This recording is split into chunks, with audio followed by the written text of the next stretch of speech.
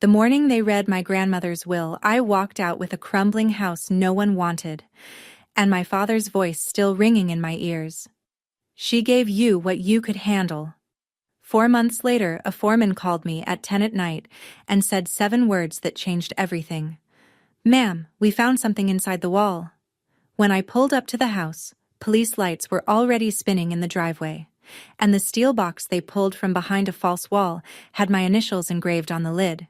What was inside didn't just prove my family wrong, it proved them criminal. But I'm getting ahead of myself. Before I go on, take a moment to like and subscribe, but only if this story genuinely speaks to you. And drop your location and local time in the comments. I'd love to know where you're listening from. My name is Elise Harrow. I'm 28. And this is the story of the worst thing my family ever did to me, and how my dead grandmother made sure they'd answer for it. Let me take you back to last September, to a Sunday dinner where I sat at the far end of the table, close to the kitchen, close enough to clear the plates. Every Sunday at 6, the Harrow family sits down for dinner. That is not an invitation. It is a summons. The house is colonial. White columns, black shutters, manicured lawn in Fairfield County, Connecticut. From the street, it looks like a family portrait. From the inside, it feels like a courtroom where the verdict was decided before anyone sat down. My father, Richard, takes the head of the table. My mother, Vivian, sits to his right. My sister, Celeste, to his left. I sit at the far end, near the kitchen, close enough to clear plates. Tonight, Vivian is glowing. Celeste got promoted, senior account director. She sets down her wine glass like she's placing a trophy. Richard nods slowly, the way a man does when he believes he built something. "That's the Boston office?" he asks. "Regional lead," Celeste says. She doesn't smile. She doesn't need to. The room is already smiling for her. I wait for a pause. "I helped a family get permanent housing this week. Single mom, 2 kids. They'd been in a shelter for..." "That's nice, sweetie." Vivian doesn't look up. "Celeste, tell your father about the Boston account." The conversation moves on. I cut my chicken. After dinner, I wash the dishes alone. Celeste leaves without saying goodbye. My parents retreat to the living room. No one asks me to stay. On the drive home, my phone buzzes. A voicemail. My grandmother Margaret's voice, warm and unhurried. "Ellie, I made your lemon cake today. Come get it before your mother does." She calls every week. She remembers my favorite recipe. She asks about my cases, my clients, my bad days. She once told me something I didn't understand at the time. We were sitting on the porch of her old house in Ridgefield, the one she grew up in. The one nobody visits anymore. She looked at the walls like they were holding a conversation only she could hear, and she said, "There are things I've hidden in this house, Elise. When the time comes, you'll understand." I thought she meant memories. She said that 3 months before she died. And now I know, she didn't mean memories at all. The call comes at 2:07 a.m. on a Tuesday. A nurse at St. Vincent's, voice careful and rehearsed. "Ms. Harrow, I'm calling about your grandmother, Margaret Harrow. She passed in her sleep approximately 1 hour ago. I'm very sorry." I don't remember hanging up. I remember my shoes. I put them on the wrong feet and didn't notice until I was already on the highway.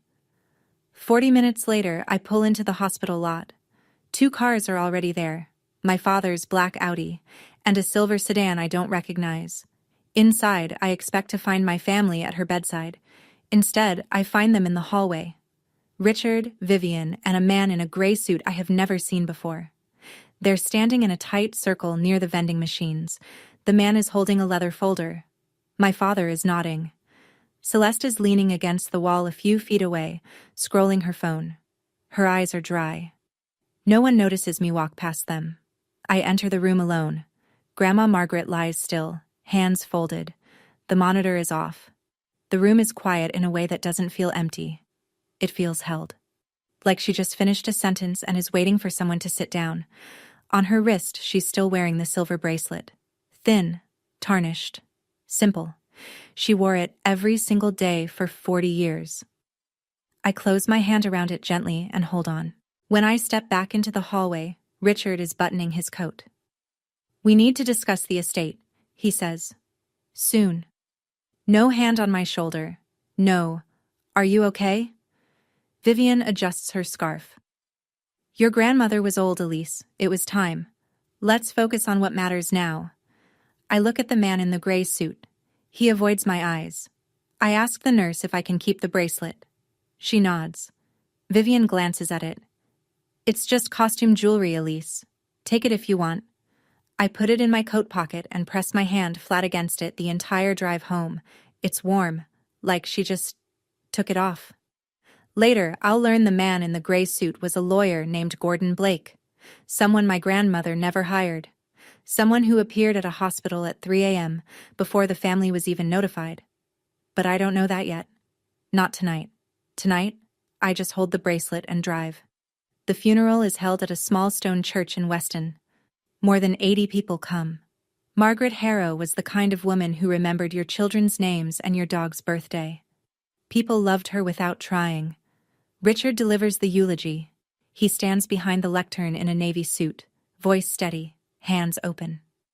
"My mother-in-law was a pillar of this family," he says. "She believed in loyalty. She believed in legacy." He pauses for effect. "We will honor her by staying together." I sit in the second row and count the lies. Richard visited my grandmother twice in the last 2 years. Both times, he left within the hour. After the service, mourners gather in the church courtyard.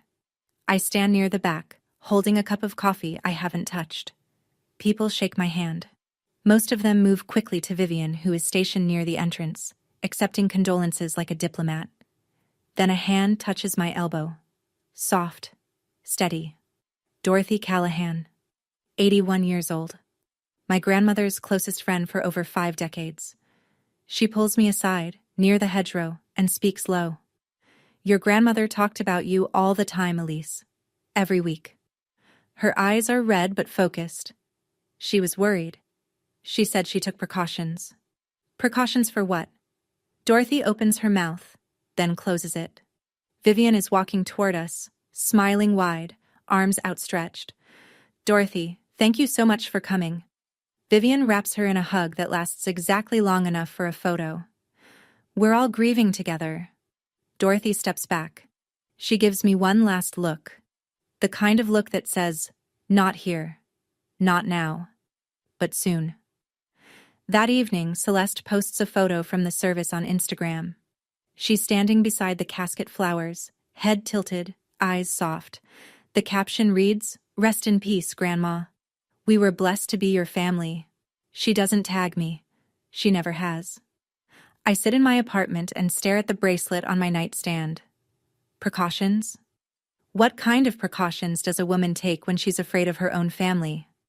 3 weeks after the funeral, we are summoned to the office of Gordon Blake, attorney at law. A name I'd never heard before Grandma's death. A man who now, apparently, holds the keys to everything she left behind. The office is cold. Beige walls, a conference table too long for 5 people. Richard sits at one end, legs crossed, hands clasped. Vivian beside him, back straight. Celeste across from me, eyes on her phone. Blake opens a leather folder. He reads without looking up. To Richard and Vivian Harrow, management of the family trust, valued at approximately $1.8 million, including oversight of all liquid assets and investment accounts. To Celeste Harrow, the primary residence in Weston, Connecticut, along with the associated investment portfolio. To Elise Harrow, the property located at 14 Birch Hollow Road, Ridgefield, Connecticut. I wait for more. There is no more. 14 Birch Hollow is my grandmother's childhood home. A house that has been abandoned for over a decade. Roof leaking, walls cracking, electrical system condemned by the county 2 years ago. Everyone in this room knows that. Richard turns to me. His face is the careful blank of a man who rehearsed this moment. "Your grandmother knew your limitations, Elise. She gave you what you could handle." Vivian folds her hands. "At least you have a roof. Not everyone gets that." Celeste does not look up from her phone. I stare at Blake. "My grandmother told me she would take care of me. She said it to my face. This is not what she wanted. Richard leans forward. Are you calling your dead grandmother a liar? The room holds still. Blake closes the folder. I stand. I pick up my coat. I walk out without looking at any of them. In the parking garage, I sit in my car for 11 minutes before I can turn the key. My hands are shaking. I press them flat against the steering wheel until the shaking stops. Then I notice something. The address. 14 Birch Hollow Road, Ridgefield. The same house. The same porch. The same walls Grandma once looked at and said, "There are things I've hidden in this house, Elise." I turn the key. I start driving. The house at 14 Birch Hollow Road looks like it lost a fight with time and gave up halfway through. I park on the gravel shoulder and sit in the car for a full minute, just looking at it. Victorian bones. Wraparound porch, sagging at the left corner. 3 of the front windows are cracked. The gutters hang like loose teeth. Weeds have taken the yard up to my waist. A neighbor across the street pulls back a curtain, watches me, and lets it drop. I push through the front door. It groans but opens. Inside, dust, mildew, silence. The floors are soft in places, rotten from years of rain leaking through the roof. The staircase railing is missing half its spindles. A bird has nested somewhere in the ceiling. But then, the kitchen. On the wall, behind a layer of grime, there's a framed photograph. Small, faded. A young woman holding a baby, standing in front of this very house. The yard is clean. The porch is white. The woman is smiling. I turn it over. On the back, written in ink that has bled with age. For my Elise. The house remembers. Grandma wrote this. But when? I set the photo on the counter and call the one person my coworker at the nonprofit swore by for renovations. Frank Delaney answers on the 3rd ring. He comes out the same afternoon. Walks the whole house in silence, tests the floors with his boot, runs a hand along the walls. When he's done, he stands on the porch and pulls off his cap. 60, 70,000 minimum. You got that kind of money? I have $23,000 in savings and a credit line I haven't touched. It's not enough. It is everything I have. I'll make it work, I say. Frank studies me, then nods once. I'll cut where I can. You're good for it. His crew starts the following Monday. They strip wallpaper, pull up flooring, begin demolishing damaged walls. On the 2nd day, Frank calls me over to the living room. He's standing in front of the far wall, flashlight pointed at the exposed framing. This wall's weird, he says, double-layered. Someone built a false wall here on purpose. I stare at the gap between the 2 layers. Dark, hollow, intentional. Keep going, I tell him. Frank looks at me, then back at the wall. Lady, someone didn't want this wall touched, but it's your house. He picks up the sledgehammer. Richard calls the next evening. I let it ring twice before I answer. Elise. His voice is measured, practiced. That house is a money pit. You know that. I'll buy it from you. $15,000 cash. At least you'll walk away with something. $15,000. For the house my grandmother grew up in. The house she told me to remember. No, I say. Silence. Then, you're making a mistake. I hang up. The next morning, a text from Vivian. 3 paragraphs. The first begins, "You're tearing this family apart, Elise." The second, "Your grandmother would be ashamed of how you're acting." The third, "All we did was follow her wishes. Hand over whatever you found and we can move past this as a family." She signs off with a crying face emoji. I read it once. I do not reply. 2 days later, Celeste calls. First time in months. "Just take the money and move on. Why are you making this weird?" "Celeste, you got the house in Weston. You got the investments. Grandma wouldn't have left me a ruin. You know that." A pause. "Because I earned it. I was there for Grandma." Celeste visited my grandmother 3 times in the last year. I know because Grandma kept a guest book by the door. Then something worse happens. My credit union calls. A man identifying himself as my father contacted them, asking about the status and details of my personal loan. We didn't disclose anything, the loan officer says, but we wanted to verify. Did you authorize this inquiry? I did not. They are not just waiting for me to fail. They are trying to make it happen. That night, I sit on the porch of 14 Birch Hollow. The wood creaks under me. Somewhere inside, Frank's crew has left their tools stacked neatly against the exposed framing.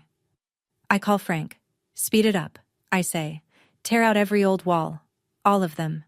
Frank pauses. You expecting to find something? My grandmother told me the house remembers.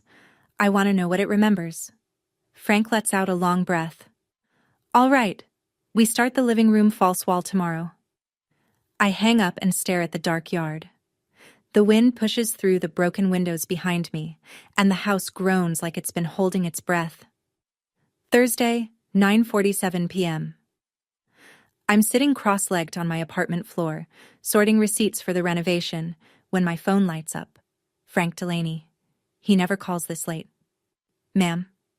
His voice is different. Low, tight, like he's cupping the phone close. We found something behind the false wall in the living room. I can't explain it over the phone. What is it? I called the police, ma'am. They said don't touch anything. A beat. And, don't tell your parents about this. Don't tell your sister. Just come. I don't ask why. Something in his voice tells me not to waste time on questions. The drive from my apartment to Ridgefield takes 34 minutes. Tonight, in the rain, it takes 26. My wipers beat a rhythm I can't follow. My hands grip the wheel at 10 and 2 and don't let go. I think about what could be behind that wall. Money, drugs, something criminal, something buried. My mind cycles through every terrible possibility and lands nowhere. The house appears through the rain. 2 police cruisers are parked out front, lights spinning blue and red across the wet trees. Frank stands on the porch, cap in his hands, face pale under the porch light. Inside, he says. I follow him through the front door. 2 officers are in the living room. One is photographing the scene. The other stands back, arms folded, watching. The false wall is open. Framing exposed. Plaster dust on the floor. And there, sitting in the hollow between the 2 layers of wall, a steel box. Medium-sized, maybe 2 feet by 1 foot. Coated in decades of dust. On the lid, etched into the metal in deliberate, even strokes, are 2 letters. E, H, my initials. I kneel down. My fingers hover over the engraving. The dust is undisturbed except where Frank's flashlight beam has traced its edges. My grandmother put this here, behind a false wall, inside a house she gave only to me, engraved with my initials, locked with a combination I haven't tried yet. And she did it long before she died. How long has this been waiting? The officer with the camera steps back. It's your property, ma'am. You can open it. We just need to document what's inside. I kneel in front of the box. The combination lock has 4 digits. I stare at it and think about every number my grandmother ever made me memorize. Her phone number, her address, her recipe measurements. Then I try the simplest one. My birthday, March 19th. The lock clicks open. The lid is heavy. I lift it with both hands. Inside, the box is divided into 3 neat compartments, each lined with cloth. The kind of careful you only give to things that matter. The first compartment holds a thick envelope, sealed with wax. I break it open. Inside, a handwritten document, 4 pages, on ruled paper. At the top of the first page, in my grandmother's unmistakable script, last will and testament of Margaret Ann Whitfield Harrow, dated 18 months before the will Gordon Blake read in his office. 2 witness signatures at the bottom, a notary stamp. This is the real will, the original. The second compartment holds a letter, 4 pages, also handwritten. The first line reads, "My dearest Elise, if you are reading this, then they did exactly what I feared they would do." My vision blurs. I press the heel of my hand against my eye and keep reading. She writes about Richard, about the trust, about the pressure, about the fear. They have been taking from me for 2 years. I could not stop them alone. So I prepared. The third compartment holds a smaller envelope, stamped private in red ink. I reach for it. Ma'am. The officer steps forward. That one. We'd recommend a lawyer look at it first. Some of the contents may be evidentiary. I pull my hand back. I look at the 2 officers, then at Frank, who is standing in the doorway gripping the frame. What's in there? Frank asks.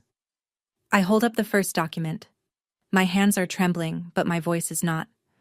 Her real will. The one they tried to erase. The officer takes a photo. I read the terms. The real will leaves the trust, all of it, and the Weston house to me. Celeste receives this house in Ridgefield and $50,000.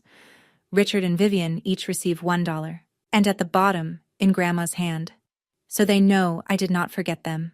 I simply did not forgive. The room is silent. Rain hits the window. Frank lets out a breath he's been holding since I walked in. I fold the letter carefully and press it against my chest. The paper smells faintly of lavender, the same scent that lived in every room she ever occupied. They will tell you I didn't love you enough to give you more, she wrote. The truth is, I loved you too much to let them take everything. I stay on that floor for a long time. The next morning, a detective from the Ridgefield Police Department calls. His name is Sergeant Ortiz. His voice is flat, professional, and careful. Ms. Harrow, we open the third envelope with a forensic tech present. I need you to come in. I'm at the station by 10. Ortiz walks me through what they found. Bank statements, dozens of them, printed, highlighted, annotated in my grandmother's handwriting. They trace transfers from her trust account to a personal account under Richard Harrow's name, spread over 23 months. The total, approximately $340,000. Each transfer has an authorization form attached. Each form bears my grandmother's signature. Except, Ortiz says, turning one of the pages toward me, your grandmother wrote notes in the margins. He points, in pencil, small and steady. I did not sign this. This is not my handwriting. She had requested duplicate statements from the bank, mailed to a private P.O. box. She had tracked every fraudulent transfer. She had built the file herself. There's also this. Ortiz slides another document across the table. A request to change the trustee and legal representative of her estate, filed 6 months before her death. The signature is Margaret's name, but the handwriting is wrong. Even I can see it. We've forwarded everything to the district attorney's office, Ortiz says. This goes beyond a civil dispute, ma'am. I sit in the parking lot afterward and call the one person my coworker said could handle something like this, Eleanor Voss, estate litigation attorney, a woman who, I'm told, has never lost a probate fraud case in 12 years. She answers on the first ring. I talk for 9 minutes straight. She listens without interrupting. When I finish, she says, your grandmother didn't just leave you a house. She left you a case. Come to my office tomorrow. Bring everything. I drive home with the windows down even though it's cold. The air feels different. Not lighter, clearer. The police mentioned one more thing before I left. The third envelope also contained what Ortiz called additional documents related to family history. They've referred those to a federal agency for review. I asked which agency. The FBI, he said. I didn't ask why. I wasn't sure I was ready for that answer. Word travels fast in a small town. Someone saw the police cruisers parked in front of 14 Birch Hollow. Someone told someone, and someone told Richard. He calls the next evening. No greeting, no warm-up. Whatever you think you found in that house, it means nothing. His voice is tight, controlled, but underneath, something I've never heard before. Fear. I have the best lawyers in this county. You'll lose everything, including that shack. I say nothing. He hangs up. An hour later, Vivian's turn. She calls sobbing. The performance is pitch perfect. Cracked voice, shuddering breath, the carefully timed pause before each sentence. Elise, you're destroying this family. Grandma would be heartbroken. Whatever you think you have, just give it back. We can fix this. We're your parents. I let her finish. Then I say, "Good night, Mom," and end the call. Celeste sends a text at midnight. 4 words. "You're delusional. Dad's lawyer will bury you." 2 days later, it arrives. The formal response. Gordon Blake walks into Eleanor Voss's office carrying a settlement proposal. His hands are steady, but his eyes are not. "My client is offering a generous resolution," he says. "Elise keeps the Ridgefield property. She receives an additional $50,000. In exchange, she signs a non-disclosure agreement and surrenders all materials recovered from the property." Eleanor doesn't blink. "My client doesn't negotiate when forged documents are on the table." Blake stands, buttons his jacket. At the door, he pauses and says, "Not to me, but to Eleanor. Between you and me, tell her to be careful. Richard Harrow knows people in this county." The door closes behind him. I turn to Eleanor. "What did he mean, knows people?" Eleanor sets down her pen, folds her hands. Her expression doesn't shift, but something behind her eyes hardens. "It means we might not get a fair trial here." I think about my grandmother, alone in her house, writing notes in the margins of bank statements no one was supposed to see. She knew. She knew the system might not protect her. And still, she prepared. "Then we go somewhere that will be fair," I say. Eleanor nods. Once, like she was waiting for me to say it. Eleanor files the initial challenge with the probate court of Fairfield County. The motion is clean. Void the Blake will. Recognize the handwritten original. Investigate the trust transfers. 2 weeks later, the ruling comes back. Motion denied. Judge Harold Kern writes, "Insufficient evidence to overturn a properly filed and executed will." Eleanor calls me from her car. I can hear her breathing, slow, deliberate, the way someone breathes when they are choosing their words very carefully. The judge didn't review the forensic analysis. He didn't schedule a hearing. He issued a summary denial in 48 hours. She pauses. That doesn't happen. I ask the question I already know the answer to. Why? Judge Kern and your father are both members of the Fairfield Country Club. I pulled the sign-in logs. They've had dinner together 3 times in the past month. The floor tilts. Not because I'm surprised, because I realize this is exactly what my grandmother warned about. They did exactly what I feared they would do. The walls are closing. The bank won't extend my credit. The renovation is half done, and the bills are stacking. Frank has agreed to delay payment, but I can hear the strain in his voice when he says, "Take your time." He means it. But time costs money neither of us has. That night, I sit on the floor of the Ridgefield house. Half-gutted walls, exposed wiring, the smell of sawdust and something older underneath. I unfold Grandma's letter and read the line I keep coming back to. "Don't let them make you small, Elise. The truth is heavy, but it will hold you up when nothing else can." I sat in that house and wondered, did she know it would be this hard? Did she know the system itself would push back? Have you ever held something true in your hands and watched every door close anyway? If you have, I'd love to hear how you kept going. Tell me in the comments. Eleanor calls the next morning. "We're going federal. I'm making a call." "Federal?" I repeat. The word feels enormous. Bank fraud is a federal crime. Elder financial abuse across state-managed trusts, federal jurisdiction, and if the local bench is compromised, we have grounds to escalate. Her voice is steel. "This isn't revenge, Elise. This is procedure." I close my eyes. I think of Grandma's handwriting. Steady, certain, even at the end. "Make the call," I say. Eleanor contacts the FBI field office in New Haven. She presents the case in writing. Forged legal documents, fraudulent trust transfers totaling $340,000, a compromised local judge, and evidence collected by the victim herself before her death. 1 week later, I receive a phone call from a number I don't recognize. "Ms. Harrow, my name is Marcus Whitfield. I'm a retired special agent with the FBI.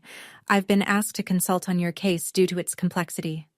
His voice is low, unhurried, precise, the kind of voice that makes you listen without knowing why.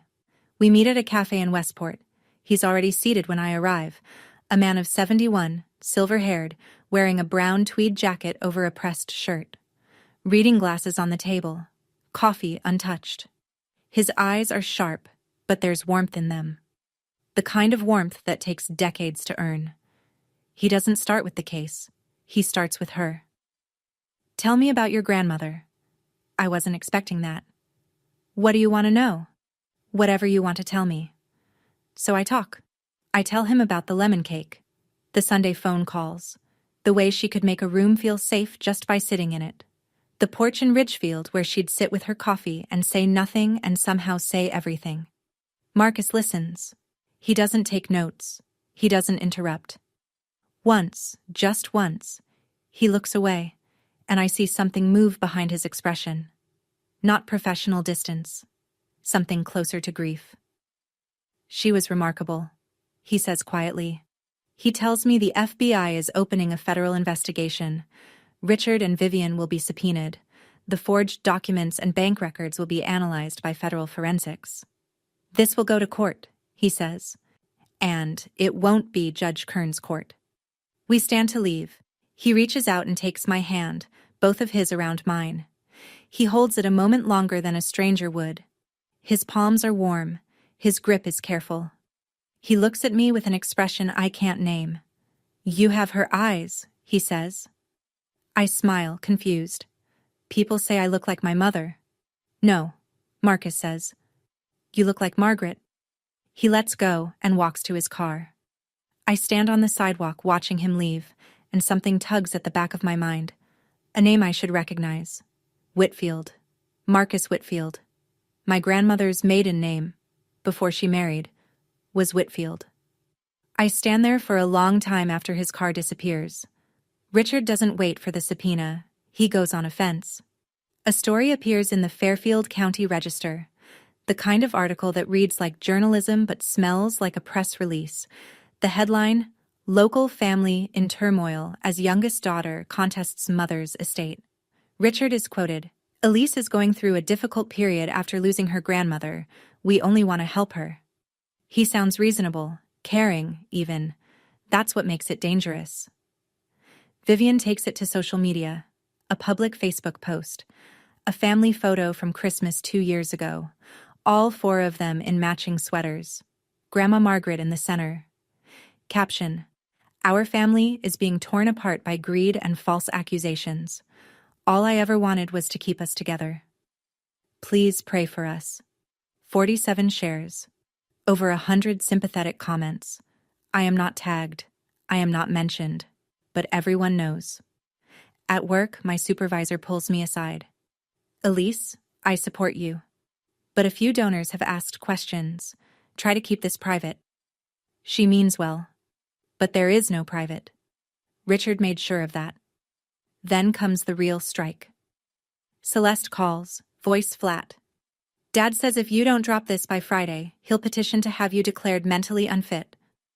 I think she's bluffing. She isn't. 3 days later, Eleanor forwards me the filing.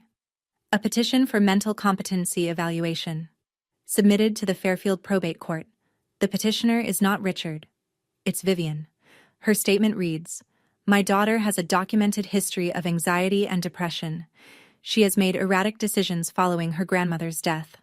I am concerned for her safety and her ability to manage legal and financial matters. I did go to therapy 2 years ago. For grief. For the weight of being invisible in my own family." Vivian knew because I told her, hoping she'd understand. She saved it. Not to help me. To use it. Eleanor calls within the hour. "They're trying to strip your legal standing. If they succeed, you can't sue. You can't testify. You become a ward, not a plaintiff." Her voice is tight. "We need to move. Fast." I stare at Vivian's signature on the petition. Neat. Centered. No hesitation in the strokes. My own mother filed paperwork to call me insane, to protect the money she stole. I call Dr. Patterson the same afternoon. She's been my therapist on and off for 2 years. The person who helped me name the patterns I grew up in. Control, dismissal, conditional love. She listens to everything. Then she says, "I'll have the evaluation letter on your attorney's desk by morning." The letter is 3 pages. Clinical, thorough, unambiguous. Elise Harrow demonstrates full cognitive and emotional competence. There is no clinical basis for a competency challenge. Her decision-making is consistent, informed, and self-directed. Eleanor files the rebuttal within 48 hours, attaching Dr. Patterson's evaluation and a motion to dismiss Vivian's petition. She simultaneously files a request to transfer jurisdiction to the U.S. District Court for the District of Connecticut, federal level. The FBI backs the transfer with a supporting brief. The Fairfield Probate Court doesn't fight it. Judge Kern recuses himself before he can be forced out. The case moves up. That evening, I do something I've never done before. I call Richard directly. Not to plead, not to argue, to inform. Dad. My voice is level, quiet. I know what you and Mom did. I have the original will, I have the bank records, I have the forged signatures. The FBI is involved now. I pause. Not for drama, for breath. You can stop, or this goes public. Your choice. Silence. 10 seconds. 15. You're going to regret this, Elise. You have no idea what you're starting. I didn't start this, I say. Grandma did. She knew you'd come for her money. She just made sure I'd have the proof. I hang up. My hands are trembling, but not the way they used to. This isn't fear. This is the vibration of something finally shifting into place. Eleanor calls that night with one more piece. FBI forensics completed their analysis of Blake's will. The handwriting expert's conclusion: 99.7% probability that the signature on Blake's document was not written by Margaret Whitfield Harrow. 99.7. Not a shadow of a doubt, not a sliver of ambiguity. Grandma signed her real will, someone else signed the fake one. And I have both. Dorothy Callahan calls on a Sunday morning. She's seen the article in the Register. She's seen Vivian's Facebook post. And she's done being quiet. Come to my house, Elise. There are things I should have told you at the funeral. Her living room smells like bergamot and old paper. She sits across from me in a wingback chair, hands folded on a quilted blanket across her lap. On the side table, a frame photograph of her and Grandma, 2 young women, mid-20s, laughing on a dock somewhere. Your grandmother had a life before Richard, Dorothy says. Before your mother's father. Before Harold. There was someone else. She tells me about a young man named Marcus. They met in the early 70s when Margaret was barely 20. She loved him in a way that didn't fit the family's plans. They made her end it. Dorothy pauses. The reasons were of that time. I won't dress them up. What happened to him? He disappeared. Moved away. Margaret married Harold the following year. She never mentioned Marcus again. Not for decades. Dorothy looks at the photo on the side table. Then one day, maybe 15 years ago, she told me she'd found him, that they'd been in contact. She said, "He never stopped looking for me, Dorothy. And I never stopped wishing he hadn't." Dorothy reaches behind her chair and pulls out a small wooden box. Margaret gave this to me a year before she died. She said, "Give it to Elise if something happens." Only Elise. Inside, a black and white photograph. A young woman and a young man, standing arm in arm in front of a building I don't recognize. She's wearing a white dress. He's in a dark suit. On the back, written in faded ink, M and M, 1974. Margaret and Marcus. I hold the photo closer. The man is young, mid-20s, with sharp cheekbones and dark, steady eyes. I've seen those eyes before. Last week, across a cafe table in Westport. Marcus Whitfield. Dorothy, I say slowly. My grandmother's maiden name was Whitfield. Dorothy nods. She doesn't say anything else. She doesn't need to. I stare at the photograph until the faces blur. You have her eyes, Marcus said to me. Not a compliment, a recognition. She planned everything, dear, Dorothy says from her chair. She was the smartest woman I ever knew. She pauses and her voice drops, and the most heartbroken. I drive home with the photograph on the passenger seat. The pieces are rearranging themselves in my head, and I can feel the shape of something I'm not ready to say out loud yet. That night, I sit at my kitchen table with three things in front of me: the photograph from Dorothy, the silver bracelet from Grandma's wrist, and the steel box I brought home from Ridgefield. The bracelet first. I turn it over under the lamp. I've worn it almost every day since the hospital, but I've never examined it closely.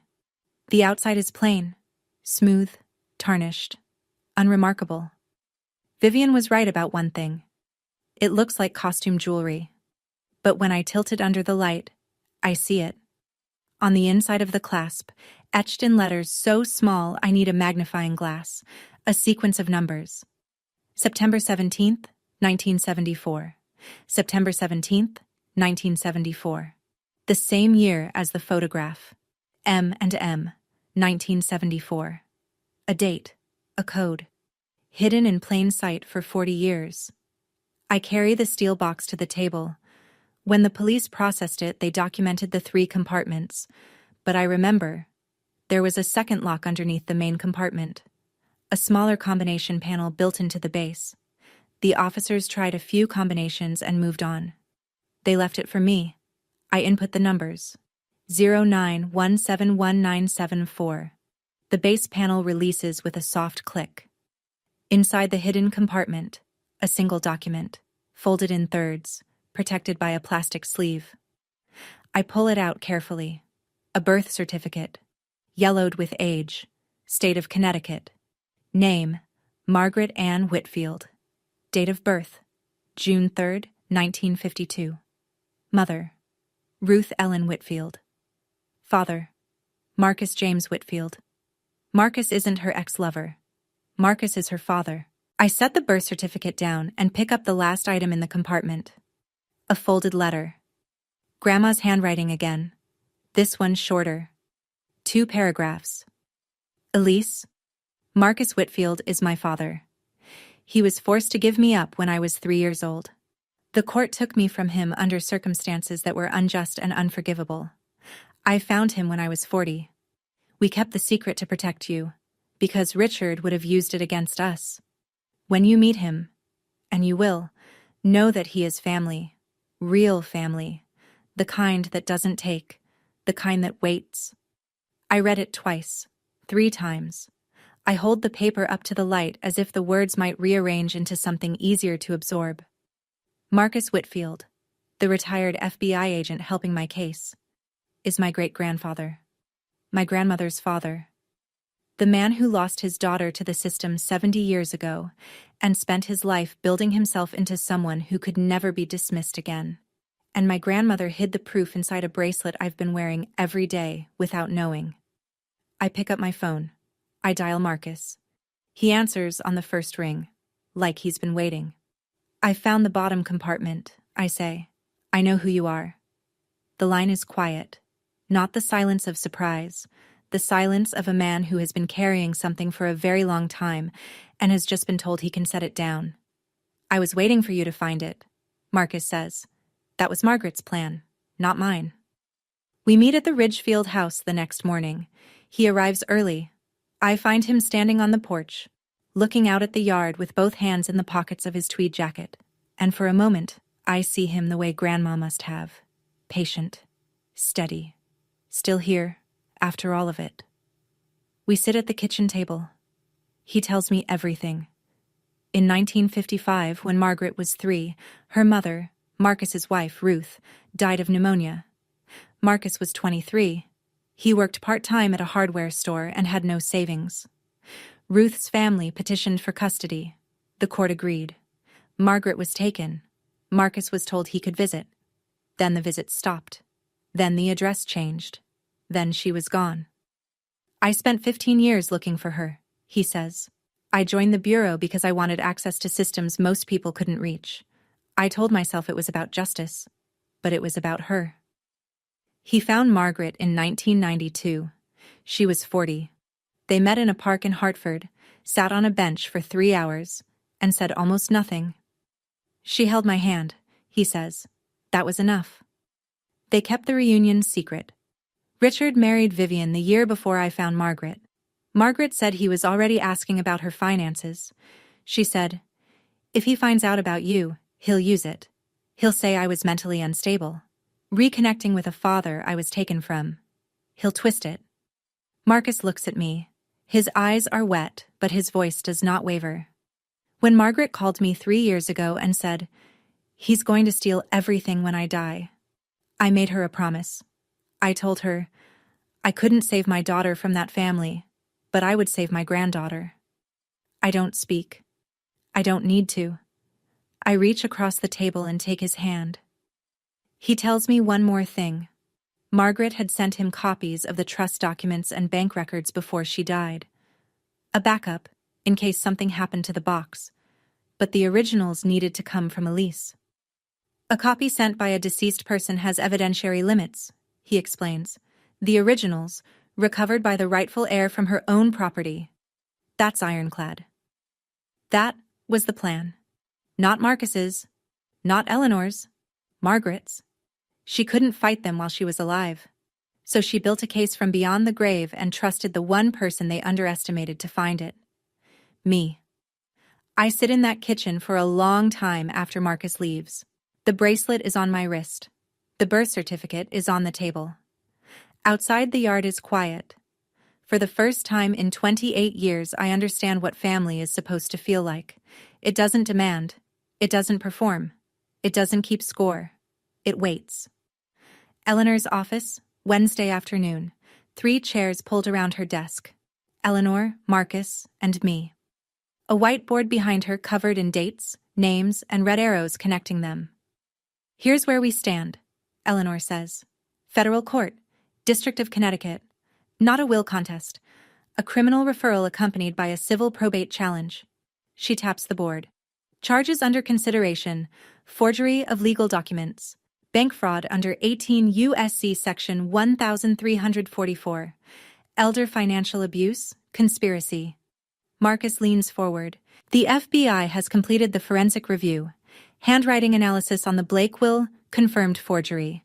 The trust transfer authorizations, confirmed forgery. 6 separate documents bearing Margaret's name, none written by her hand." Eleanor nods. "We also have Margaret's video deposition." I turn. "Video?" Marcus opens a folder. "Your grandmother recorded a sworn statement 8 months before she passed. She did it at Dorothy Callahan's home, with Dorothy and a notary present. She knew if the box was ever found, the opposition would argue she was confused or coerced." He slides a USB drive across the desk. "This is Margaret Harrow, of sound mind, stating clearly that any will produced by Gordon Blake is fraudulent." I press my fingers against my temples. She thought of everything. "Richard knows the hearing date," Eleanor continues. "He's been calling everyone. His lawyers, the old judge, people at the club. But this is federal now. Kern has no jurisdiction. Richard's connections end at the county line." That evening, Vivian calls. Not crying this time, cold. "If you go through with this, you will have no family left. Is that what you want?" I hold the phone and look at the silver bracelet on my wrist, at the photo of Marcus and Margaret on my kitchen counter, at the letter that begins, "My dearest Elise." "I haven't had a family in a long time, Mom. I just didn't know it yet." She hangs up first. I sit in the Ridgefield house that night. The renovation is half finished. New floorboards in the hallway. Fresh paint in the kitchen. The living room wall is still open where the box was found. I asked Frank to leave it. A reminder. Tomorrow I walk into a federal courtroom. I will carry my grandmother's handwriting in my bag, her bracelet on my wrist, and her father beside me. Tomorrow, they'll see me. Not the version they created. The real one. The morning of the hearing, I wake at 5 and find an email sent at 3:47 a.m. from Richard. Not to me alone, to every family email address he has. Aunts, uncles, cousins, 26 recipients. Family. It breaks my heart to write this. Elise is using fabricated documents and a stranger's influence to extort this family. She has a history of mental health struggles and has been manipulated by outside parties seeking access to Mother's estate. We ask for your prayers and your understanding as we fight to protect Margaret's true wishes. By 7, my phone has 4 missed calls. Aunt Karen, Uncle Dale, a cousin I haven't spoken to since Thanksgiving 2019. They don't leave messages, but I know the questions they want to ask. I silence the phone and drive. The federal courthouse in New Haven is limestone and glass. Solemn, indifferent to personal drama. I park 3 blocks away and walk. At the entrance, I see them. Richard, in a charcoal suit, postures straight, nodding at a reporter from the register. He smiles for a photograph. Controlled. Respectable. "We're confident the truth will come out today," he says into a small recorder.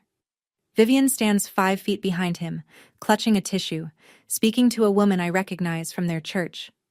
"I just want my family back together," she says, loud enough for anyone walking past to hear. And then there's Celeste. She's not beside them. She's standing near the building's east wall, alone, arms crossed, staring at the ground. No phone in her hand, no performance on her face. When she looks up and sees me, something moves across her expression. Something I haven't seen from her before. Not hostility, not indifference. It might be fear. Or it might be the first honest thing she's felt in months. I don't stop. I walk past all 3 of them and through the glass doors. Eleanor is waiting in the lobby, briefcase in hand. Marcus stands beside her. Tweed jacket, silver hair, steady as stone. I take my place between them. Eleanor on my right, Marcus on my left. The courtroom is half full. 15 or so family members scattered in the gallery. 2 reporters, a court clerk, 2 U.S. Marshals near the door. Richard's legal team, 2 attorneys from a Hartford firm, settles at the opposite table. Richard takes his seat. He glances at Marcus, doesn't recognize him. Looks away. The door behind the bench opens. All rise. The Honorable Judge Patricia Morrow presides. She is small, silver-haired, and moves with the economy of someone who doesn't waste words or time. "Counsel, proceed." Eleanor stands. She doesn't rush. She carries a remote in one hand and a folder in the other. A projector hums to life behind her. "Your Honor, this case begins with a death and a lie." The timeline appears on screen, 2 columns. Left, the original handwritten will, dated March 14th of the previous year. Notarized, witnessed by 2 individuals. Right, the Gordon Blake will, dated 11 months later. Filed with Fairfield Probate Court 3 days after Margaret Harrow's death. The will read by Mr. Blake was not written by Margaret Harrow. Eleanor clicks forward. The forensic handwriting report fills the screen. FBI certified document analysis confirms 99.7% probability. The signature on the Blake will does not belong to the deceased. Murmurs from the gallery. Aunt Karen leans forward. Uncle Dale removes his glasses and puts them back on. Eleanor clicks again. Bank records. 23 months of transfers. Highlighted. Annotated. $340,000 moved from Margaret Harrow's trust into a personal account controlled by Richard Harrow, each transaction authorized by a forged signature. Richard's lead attorney rises. Objection. The provenance of these documents was established by law enforcement recovery and federal forensic analysis, Eleanor says without turning. I have the chain of custody report here. Judge Morrow looks at the defense table. Overruled. Continue. Eleanor opens the folder. She holds up a photocopy, then reads aloud. I am writing this with full mental capacity. My son-in-law Richard Harrow and my daughter Vivian have been systematically stealing from my trust for 2 years. I fear that if I confront them, I will be silenced. The courtroom goes still. A reporter's fingers freeze over a keyboard. 2 family members in the second row exchange a look I can only describe as horror. Richard sits rigid. His jaw is locked. Vivian's hand moves to her throat, a reflex, not a performance. At the back of the courtroom, Gordon Blake shifts in his seat. He stands. Your Honor, I need to... Sit down, Mr. Blake. Judge Morrow doesn't look up. You are a material witness. You will remain seated until called. Blake sits. His face has lost its color. Eleanor turns back to the screen. This is not a family disagreement, Your Honor. This is a crime scene disguised as a will. Eleanor lets the silence do its work. Then she says, "The people call Marcus James Whitfield." Marcus rises from the seat beside me. He buttons his jacket. One button, deliberate, and walks to the witness stand. His shoes are quiet on the courtroom floor. He doesn't hurry. Richard glances at him, frowns, looks at his attorneys. One shrugs. Marcus is sworn in. He sits straight, hands folded, and waits. Eleanor steps forward. "Mr. Whitfield, please state your relationship to the deceased, Margaret Ann Whitfield Harrow." Marcus looks directly at the gallery. His voice carries to every corner of the room. "Margaret Harrow was my daughter." The courtroom doesn't erupt. It collapses inward. A sharp collective inhale followed by absolute silence. Aunt Karen covers her mouth. Uncle Dale turns to the woman beside him. The reporter's pen stops mid-word. Richard's head snaps toward Vivian. "Your mother had a father?" Vivian doesn't answer. Her face is white. Her lips are moving, but nothing comes out. Eleanor continues steady. "Mr. Whitfield, can you explain the circumstances?" Marcus speaks calmly. He describes 1955, Ruth's death, the custody hearing, a 23-year-old man judged unfit by a court that didn't look twice, a 3-year-old girl carried out of his apartment while he stood in the doorway. "I spent 15 years finding her," he says. "I joined the FBI because I needed access to systems that had already failed me once. Margaret and I reconnected in 1992. We kept it private to protect her. And to protect Elise." Eleanor inserts the USB drive. The courtroom screen shifts to a video. A living room I recognize. Dorothy's house. Grandma Margaret sits in a chair, hands in her lap, facing the camera. Dorothy stands behind her.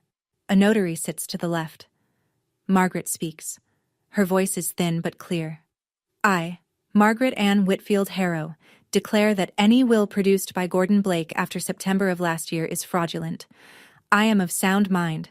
My son-in-law and my daughter have been stealing from me. This recording is my testimony." She pauses, looks directly into the lens. "And to my Elise, I'm sorry I couldn't say this while I was still here. But I'm saying it now." The video ends. The screen goes dark. Vivian makes a sound. Not a word. Not a cry. Something between the two. No one in the courtroom reaches for her. Richard pushes back from the table. "This is a setup. That man is a stranger. He has no standing." Judge Morrow's gavel lands once. "Sit down, Mr. Harrow, or I will hold you in contempt." Richard sits. His attorney places a hand on his arm. He shakes it off. Marcus looks at me from the witness stand. He doesn't smile. He doesn't need to. His eyes say the only thing that matters. "I'm here. I lost my daughter once to the system," Marcus says, his voice quiet but unbending. "I will not lose my granddaughter to the same family that stole my child's peace." The court reporter's fingers pause, then resume. The room holds its breath. Judge Morrow writes something. She doesn't look up. But I see her hand move. Steady, purposeful. The kind of motion that precedes a ruling. Judge Morrow calls a 15-minute recess. The gallery stirs. People stand, whisper, avoid eye contact with Richard. I step into the hallway. Eleanor is reviewing notes. Marcus is speaking quietly with the FBI liaison near the water fountain. Then I hear footsteps behind me. Fast. Purposeful. Elise. Celeste. She's standing 3 feet away. Her eyes are red. Her hands are clenched at her sides. She isn't holding a phone for the first time I can remember. "I want to testify," she says. Eleanor looks up. I look at Celeste. I search her face for the performance. The angle. The self-preservation.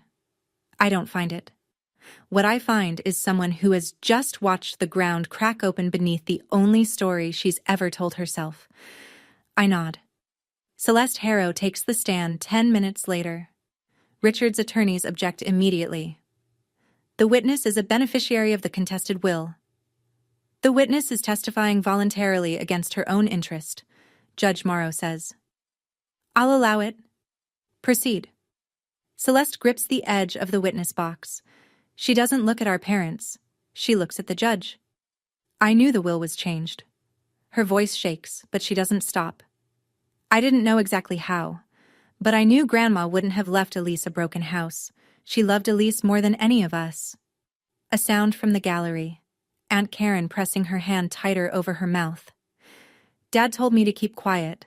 Mom said it was for the family. I believed them because it was easier than believing I was part of something wrong. She swallows. Dad told me, while Grandma was still alive, when she dies, everything comes to us. Not Elise. She's not built for it. I didn't argue. I didn't ask questions. I took what was offered because that's what I was raised to do. She finally turns. Not to Richard. Not to Vivian. To me. I'm not asking you to forgive me, Elise. I'm telling the truth because Grandma deserved it, and because you're braver than I'll ever be. The courtroom is silent. Richard's face is a mask, rigid, bloodless. Vivian's chin is trembling. She reaches for Celeste with her eyes, but Celeste has already looked away. Richard's lead attorney leans to his colleague. Neither speaks. Judge Morrow makes a note. She looks at the defense table. Does the respondent wish to call any witnesses? Richard's attorney stands, pauses, sits back down. No, Your Honor. The gavel comes down. We'll proceed to ruling. I was the favorite. That's what Celeste said from the stand. I was the favorite. But being the favorite in that family meant being the most useful accomplice. Those words hang in the air like dust after a wall comes down. Judge Morrow takes 11 minutes. She returns to the bench, adjusts her glasses, and reads from a prepared statement without inflection, without pause, without mercy.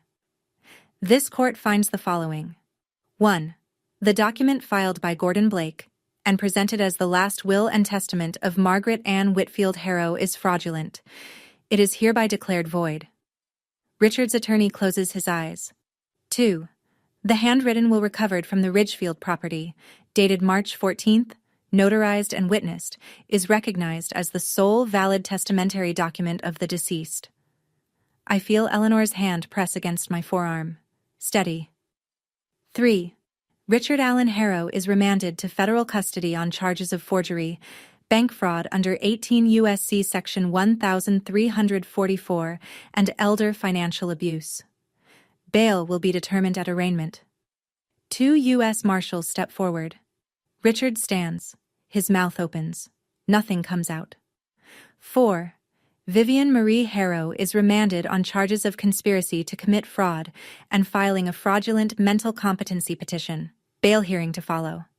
Vivian's hands fly to her chest. She turns toward me. Elise, how could you do this to your own parents? I do not turn around. I keep my eyes on the judge. 5. Gordon Blake, Esquire, is charged with aiding and abetting the forgery of legal documents. His license to practice law is suspended effective immediately, pending formal disbarment proceedings. Blake sits motionless. The color has drained from his face entirely. 6. All assets held in the Margaret Harrow Family Trust are to be restored and distributed in accordance with the valid will. 7. Judge Harold Kern of Fairfield Probate Court is referred to the Judicial Review Council for investigation of misconduct. The gavel falls. Once. Final. The marshals approach the defense table. Handcuffs click around Richard's wrists. The sound is small, metallic, exact. He looks at me for the first time since the hearing began. There's no anger in his face anymore.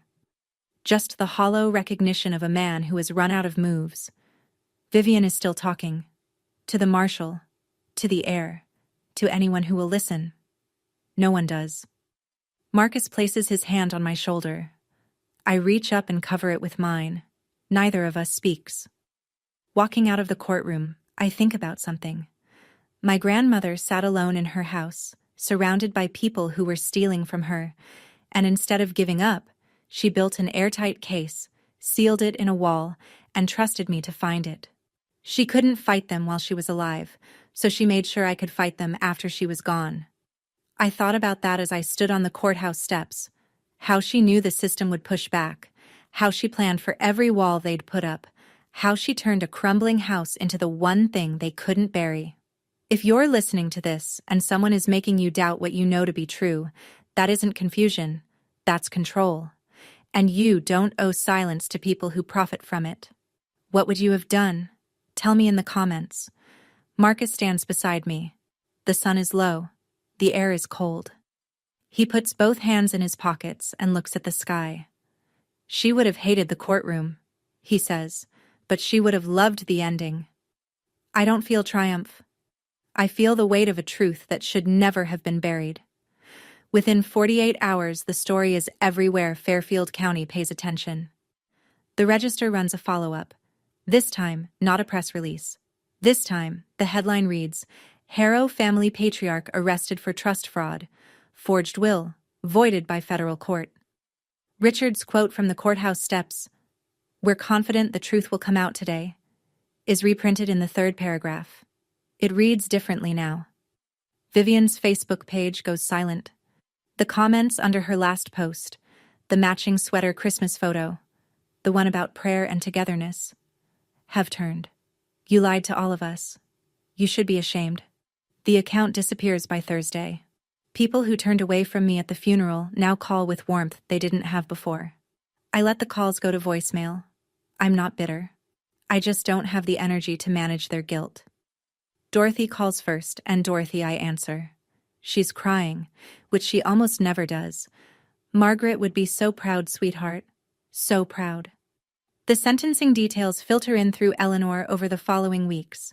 Richard accepts a plea deal, 8 years in federal custody. Vivian, 4 years. Gordon Blake, 3 years, plus permanent disbarment. Judge Kern resigns from the bench before the Judicial Review Council finishes its inquiry. The Fairfield Country Club revokes his membership.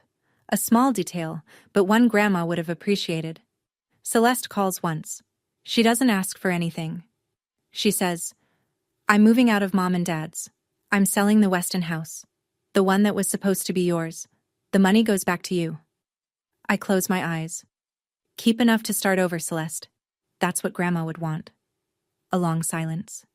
Then, I don't deserve forgiveness yet, but I want to deserve it someday.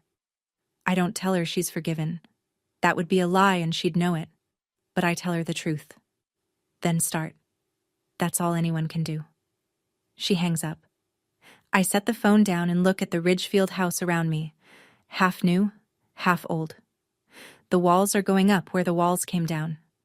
Frank's crew is sanding the new staircase railing. The house is becoming what it was always supposed to be. So am I. Marcus invites me to his apartment in Stamford, a 1-bedroom on the 3rd floor of a brick building near the harbor. Modest, clean, quiet. When I walk in, I stop. The walls are covered in photographs, not in frames, pinned, taped, layered over each other. Margaret as a toddler, black and white. Margaret at 18, laughing in front of a diner. Margaret at 40, the year she found him, standing in a park with her eyes closed and the sun on her face. And then, me, my high school play. I was a tree in the background of our town. I'm half visible behind a prop fence, but I'm there. And so is his camera. My college graduation. I'm walking across the stage. The shot is from across the street, through a crowd, slightly out of focus. But it's me, the day I started at the nonprofit. I'm carrying a box through the front door. I'm smiling at someone off camera. He was there. Every time. Margaret sent me the close-up photos, Marcus says from the kitchen. He sets 2 mugs of coffee on the counter. I kept the long-distance ones, to remind myself to be patient. I pick up a photo of Margaret, the one where she's in the park. She looks peaceful. She found you, I say. She found you, and she never told anyone. She told Dorothy, and she told the walls of that house. He sits in the chair by the window. She didn't trust people with the truth. She trusted things. Paper, metal, mortar. She knew things don't lie. We sit in silence for a while. It isn't empty silence. It's the silence of 2 people who have been looking for the same thing and just realized they found it. I'm 71, Marcus says. I don't know how many years I have left, but whatever I have, they're yours. I set my mug down. The Ridgefield house. When it's done, come live there. He looks at me. His eyes fill, but his voice stays even.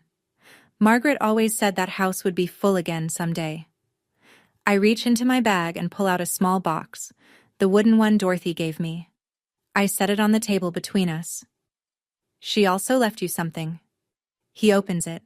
Inside, beneath the photograph of M&M 1974, is a second item I hadn't noticed before, a folded slip of paper. He opens it, reads it.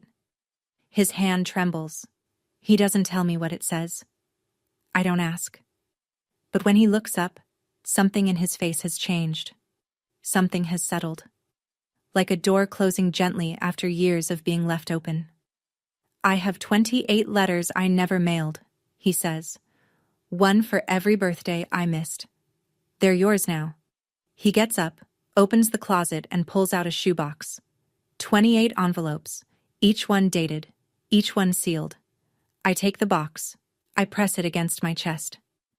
Outside, the harbor catches the late light. Inside, the photographs hold the walls together. Vivian's letter arrives on a Tuesday, 3 weeks after the sentencing. Handwritten. 3 pages. The envelope smells like the perfume she's worn for 30 years. Gardenias. I open it at the kitchen table in Ridgefield, morning light coming through the new windows. Elise. I know you won't believe me, but I did what I did because I was scared. Your father controlled everything. The money, the decisions, the lawyers. I had no choice. I went along because the alternative was worse. You don't know what it's like to live under someone like Richard for 30 years. She writes about her childhood, her own mother's silence, the way compliance became survival and then habit, and then identity. She writes that she loved Grandma Margaret but was afraid of what Margaret saw. She looked at me like she knew exactly who I was, and I couldn't stand it. The 3rd page is an apology. I'm sorry I used your therapy against you. I'm sorry I signed that petition. I'm sorry for the Facebook post and the Christmas photo and the way I said your name at the courthouse. I'm sorry for everything I told myself was love but wasn't. I read it twice. I set it down. There are parts I believe. Vivian was afraid of Richard. That's probably true. But Vivian also designed the emotional architecture of every manipulation in this story. She chose who to call. She chose what to post. She chose to weaponize my trust. Fear explains it. It doesn't excuse it. I write back. 1 page. Mom, I read your letter. I believe you were scared. But fear doesn't justify what you did to Grandma and what you did to me. I'm not angry anymore. I'm just done. I wish you well. But we won't have a relationship going forward. That boundary is permanent. I forgive myself for waiting this long to walk away. I don't owe you more than that. I seal the envelope. I write the address of the federal facility in Danbury. I walk it to the mailbox at the end of Birch Hollow Road and slide it in. I don't wait for a reply. On the walk back, Frank is on the porch. He's installing the last section of the new railing, cedar, hand-sanded, stained to match the original. He sees me and nods. Looking good, boss. I smile. It's small, and it's real. The first one that hasn't cost me anything in a long time. The trees along Birch Hollow are starting to turn. Orange at the edges. Gold underneath. The kind of beauty that only comes after something has decided to let go. 6 months after the trial, the house at 14 Birch Hollow Road is finished. New hardwood floors. White oak, the same species that was here in 1948. Fresh plaster walls. Windows that open and close without fighting. A kitchen with a gas stove and a ceramic backsplash and a hook by the door where Grandma's old guest book hangs, blank pages waiting. Frank's crew works the final day in near silence, the way people do when they know they've built something that matters. Frank himself lays the last baseboard in the living room, the room where the false wall used to be. He runs his hand along the new surface, stands, and dusts off his knees. 22 years in this business, he says. This one I'll remember. I hang the photographs that afternoon. First, the original. Grandma Margaret, young, holding a baby, standing in front of this house when it was white and whole. I place it on the living room wall, exactly where the false wall used to be. Next to it, the 1974 photo. M, Margaret and Marcus, arm in arm, before the world pulled them apart. And beside that, a new one, taken last week. Marcus and me, standing on the finished porch. Dorothy behind us, hands on both our shoulders, laughing at something Frank said off camera. Marcus moves in on a Saturday. He carries one suitcase and a shoebox of letters. He takes the ground floor bedroom, the one with the window facing the garden Grandma planted decades ago. The rose bushes have been cut back and are already producing new growth. His first morning, I find him on the porch, coffee in hand, sitting in the chair I placed there, the exact spot where Margaret used to sit. He doesn't say anything. He just watches the yard. The quiet is comfortable, whole. That afternoon, Eleanor calls with the final numbers. Richard, 8 years, federal custody, no parole eligibility for 5. Vivian, 4 years, eligible for supervised release after 2. Blake, 3 years plus permanent disbarment. Kern, forced resignation, pension under review, the trust is fully restored. The Weston house sale closes next month. Celeste kept enough to rent a studio apartment in New Haven and enroll in a counseling program. The rest is returned. Total recovered, approximately $1.82 million. I don't look at the number for long. Money was never the point. The point was the truth. And the truth is sitting on my porch drinking coffee, watching rose bushes grow. Told you the house was worth saving? Frank says on his way out, toolbox in hand. Just needed someone who cared enough. I stand in the doorway and watch him drive away. Behind me, the house is warm and quiet and full of light. 1 year later, I stand on a freshly poured sidewalk in front of a converted farmhouse on the lot adjacent to 14 Birch Hollow Road. Above the entrance, a wooden sign reads, Margaret Whitfield Community Center. The building used to be a storage barn. Frank's crew gutted it, insulated it, turned it into something alive. 3 counseling rooms, a small legal aid office, a meeting hall with folding chairs, and a donated coffee machine that works half the time. The purpose is simple: free legal support for people facing financial abuse within their own families. Support groups for adults rebuilding after estrangement. Mentoring for young women navigating systems that weren't built for them. I didn't build this to prove anything. I built it because I know what it feels like to have the truth in your hands and no one willing to listen. The opening ceremony is small, about 60 people. Neighbors, former co-workers, a few clients from my old nonprofit. Frank and 2 of his crew members, standing near the back with their arms crossed and their eyes a little wet. Dorothy cuts the ribbon. Her hands shake. She laughs about it. Margaret would have done this faster, she says, and the crowd laughs with her. Eleanor stands near the door, hands in her coat pockets. She catches my eye and nods. The kind of nod that says, this was worth it. Marcus stands beside me. He doesn't speak during the ceremony. He doesn't need to. When I step up to the small podium, he places one hand on the back of my chair, the way a father does at a graduation. I look out at the faces. I keep it short. My grandmother hid the truth inside a wall because she had no safe place to say it out loud. This center exists so no one has to hide the truth again. It's not about revenge. It's about making sure the truth has a place to stand. Afterward, I notice a small arrangement of white roses by the entrance. No card. I know who sent them. Celeste. I leave the flowers where they are. They look right there. At the threshold. Not quite inside. Not yet. But present. Marcus stands in front of the sign for a long time after everyone else has gone in for coffee. He reaches up and touches the name, Margaret Whitfield, with the tips of his fingers. He doesn't say anything. Some things don't need words. They just need a place to exist. That evening, after the last guest leaves and the coffee machine finally gives out, I sit on the porch of 14 Birch Hollow Road. Marcus is beside me. 2 mugs, decaf. The sky is turning amber and indigo at the edges, and somewhere in the yard, the first fireflies of the season are testing their lights. She would have loved this, Marcus says. She planned it, I say. We just showed up. He chuckles, a quiet, tired sound. The sound of a man who has waited 70 years to sit on this porch. I look down at my wrist. The silver bracelet catches the last of the daylight. Thin, tarnished, ordinary. If you don't know what's etched inside. Vivian called it costume jewelry. She wasn't entirely wrong. It was a costume. It dressed a secret in plain sight and wore it for 4 decades. The bracelet held a code. The code opened a box. The box held the truth. And the truth held me up when nothing else could.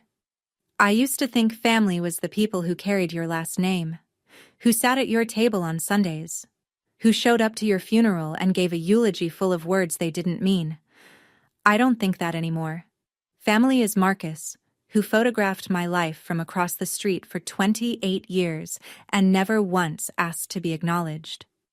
Family is Dorothy, who kept a wooden box in her closet for a year because a dying woman asked her to. Family is Frank, who delayed his invoices because he believed in the house before I did. Family is Eleanor, who picked up the phone on the first ring and never put it down. Family is the people who choose you, especially when choosing you costs them something.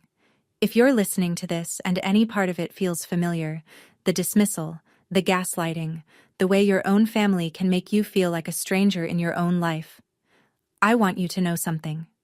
You are not wrong for wanting better. You are not selfish for drawing a line, and you are not alone. Even if it feels that way right now. The truth is heavy, but it holds you up. Grandma was right about that. Thank you for staying until the end of this story. If it meant something to you, I'd appreciate a like and a subscribe. It helps more people find stories like this one. And if you're not ready to stop, I've left another story in the description below. I think you'll feel it the same way. I'll be waiting for you there. And remember, your truth matters.